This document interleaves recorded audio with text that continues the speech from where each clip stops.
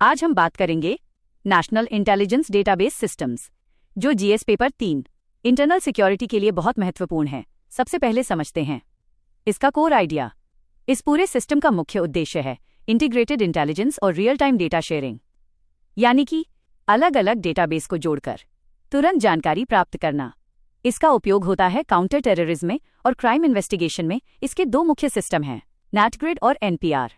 अब बात करते हैं नेटग्रिड की। नेटग्रिड का फुल फॉर्म है नेशनल इंटेलिजेंस ग्रिड। इसका कॉन्सेप्ट आया था 2009 में मुंबई के 26/11 हमलों के बाद और ये 2023 में ऑपरेशनल हुआ। इसका उद्देश्य है रियल टाइम इंटेलिजेंस एक्सेस देना। नेटग्रिड कई प्रकार के डेटा से जुड़ा हुआ है, जैसे Aadhaar, banking data, tax, passport, travel और फास्टैग। ये हर महीने लगभग 45,000 डेटा रिक्वेस्ट को हैंडल करता है।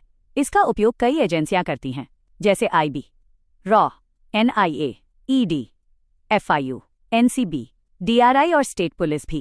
इसमें एडवांस टेक्नोलॉजी का उपयोग होता है, जैसे Gandiv AI analytics, facial recognition और डेटा लिंकिंग।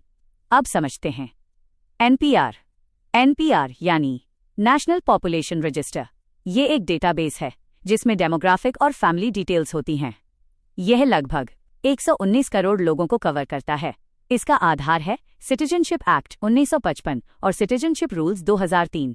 यूजुअल रेजिडेंट का मतलब है जो व्यक्ति 6 महीने से रह रहा हो या रहने का इरादा रखता हो। एनपीआर को एनआरसी की पहली स्टेप माना जाता है। अब बात करते हैं नेटग्रिड और एनपीआर के इंटीग्रेशन की। जब ये दोनों सिस्टम जुड़ते हैं तो हमें मिलती है family linked real time intelligence. इससे क्या फायदा होता है? संदिग्ध लोगों की पहचान जल्दी होती है, नेटवर्क को ट्रैक करना आसान हो जाता है और सिक्योरिटी सिस्टम और मजबूत हो जाता है। अब समझते हैं डेटा शेयरिंग सिस्टम। पहले क्या समस्या थी? डेटा अलग अलग जगहों पर बिखरा हुआ था, लेकिन अब सभी सेंट्रल और स्टेट एजेंसियां आपस में जुड़ गई हैं।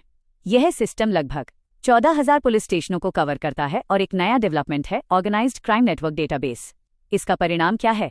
बेहतर कोऑर्डिनेशन, तेज कार्रवाई और ज्यादा एफिशिएंसी। अब बात करते हैं इंटरनल सिक्योरिटी में इसकी भूमिका की। यह सिस्टम मदद करता है टेररिज्म से लड़ने में, फाइनेंशियल क्राइम को ट्रैक करने में और क्रिमिनल नेटवर्क को पहचानने में। इससे भारत बन रहा है एक इंटेलिजेंस ड्रिवन सिक्योरिटी स्टेट। अब समझते हैं प्राइवेसी और एथिकल कंसर्न। सबसे बड़ी चिंता है डेटा का दुरुपयोग, बिना एफआईआर के डेटा एक्सेस और सर्विलांस का खतरा। डेटा 3 प्रकार का होता है, नॉन सेंसिटिव, सेंसिटिव और हाईली सेंसिटिव। मुख्य मुद्दा है राइट टू प्राइवेसी और अभी मजबूत डेटा प्रोटेक्शन कानून की कमी है। हालांकि कुछ सेफगार्ड्स हैं, जैसे क्वेरी लॉगिंग और सीनियर लेवल अप्रूवल।